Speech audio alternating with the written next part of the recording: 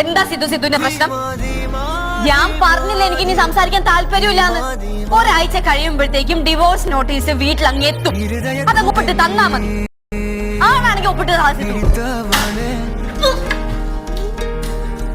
എന്റെ സിദ്ധു, ഞാൻ പറഞ്ഞല്ലേ എന്നെ മേലെ മേലെ വിളിക്കരുതെന്ന്. എന്ത്? അപ്പൊ നിനക്കും ഡിവോഴ്സ് ഒപ്പിട്ട് തരാൻ കുഴപ്പമൊന്നുമില്ല. എന്താ ചെയ്യേണ്ടതെന്ന് എനിക്ക് നല്ലോണം അറിയാം.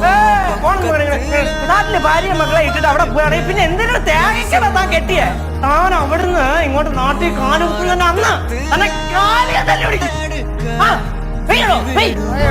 പന്നപ്പയലേ, ഞാൻ എപ്പോഴും പറയാൻ കുടുംബജീവിതം നശിക്കുമെന്ന്. സോറി പറയടാ,